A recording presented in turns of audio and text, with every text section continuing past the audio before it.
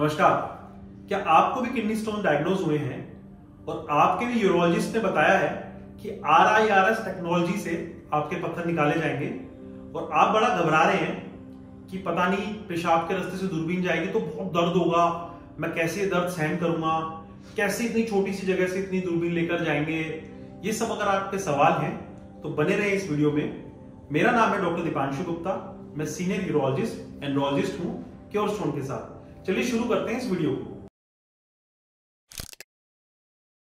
RIRS retrograde intrarenal surgery. सबसे पहले हमको समझना होगा कि ये RIRS होता कैसे है। इस पद्धति में, इस ट्रीटमेंट में पेशाब के रास्ते से एक बिल्कुल पतली सी दूरबीन को हम लेकर जाते हैं।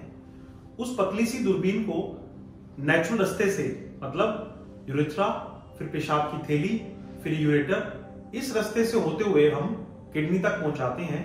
फिर लेजर से पूरे पत्थर को तोड़ देते हैं। अब जो ये दूरबीन रहती है ये काफी लंबी होती है और जो इसका आगे वाला हिस्सा है वो पूरा फ्लेक्सिबल होता है। इसकी जो मोटाई है वो एक पेंसिल के सिक्के के जितनी होती है।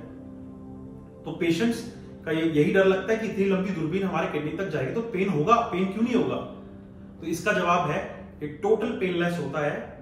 कारण क्योंकि हम इसमें एनेस्थीसिया देते हैं, इसमें बेहोशी देते हैं। तो हम RIRS को दो तरीके से पेनलेस बना सकते हैं। एक है स्पाइनल एनेस्थीसिया। स्पाइनल एनेस्थीसिया का मतलब है कमर में एक बिल्कुल पतली सी निडल, एक बाल के जितनी निडल से हम सुन्न करने की दवाई स्पाइनल कोड में लगाते हैं। उस कमर से नीचे वाले हिस्सा पूरा सुन्न हो जाता है, जिसमें हमारी किडनीज में भी पेन सेंसेशन चली जाती है, जिससे कि हम दूरबीन को आराम से अंदर लेकर जा सकते हैं। लेकिन ऊपर से आप पूरे जाग रहे होते हैं और पूरे प्रोसीजर को लाइव देख सकते हैं कि किस प्रकार से हमारे पत्थर को तोड़ा जा रहा है। तो इस प्रकार से हम पेशेंट्स को पेन फ्री कर सकते हैं। मोस्ट ऑफ द टाइम्स हम स्पाइनल एनेस्थीसिया का इस्तेमाल करते हैं। अगर कई पेशेंट्स जो डरते हैं या बोलते हैं कि जी हमको ऑपरेशन थिएटर में कुछ नहीं देखना, तो ऐसे पेशेंट्स को हम जनरल एनेस्थीसिया में भी कर सकते हैं। उसमें कोई कमर में सुई ना लगाकर एक गैस से पेशेंट को पूरा बेहोश किया जाता है। इसमें पेशेंट्स आधे घंटे या 1 घंटे जब तक प्रोसीजर चले तब तक वो बेहोश रहते हैं, फिर वो जाग जाते हैं, तो उनको कुछ पता ही नहीं चलता कि क्या हुआ है। तो ये भी इस प्रक्रिया को पेनलेस बनाने का एक साधन है। अब पेशेंट्स का अगला सवाल होता है कि जैसे ही ये प्रोसीजर हो जाएगा, प्रोसीजर तो चलिए आपने पेनलेस बना दिया, उसके बाद जो पेन होगा तो वो कैसे हम उसको भुगतान करेंगे, कैसे हम उसको भुगतेंगे?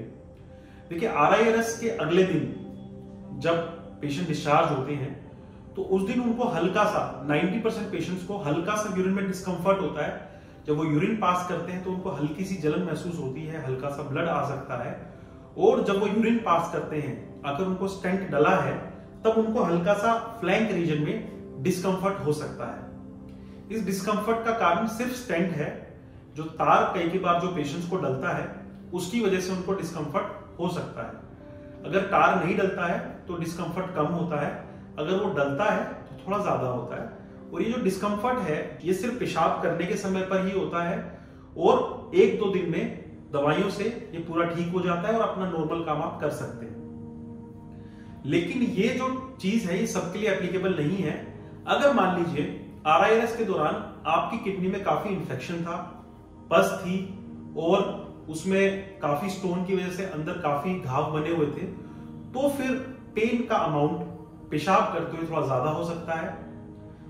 तो ये जो पेन है ये डिपेंड करता है पेशेंट्स की सेंसिटिविटी पर भी। अगर थोड़े आप ज्यादा सेंसिटिव हैं तो ज्यादा आपको पेन फील होगा, अगर कम सेंसिटिव है तो हो सकता है पेन आपको कम फील हो। तो मैं उम्मीद करता हूं कि RIRS में पेन कितना होता है, कब होता है, कैसे उसको पेन फ्री बनाया जाता है, उसके बारे में आप जान गए होंगे। ऐसी और किडनी स्टोन्स की वीडियो के लिए मेरे YouTube चैनल को सब्सक्राइब करें और हमें Instagram पे फॉलो करें द क्योर स्टोन के साथ।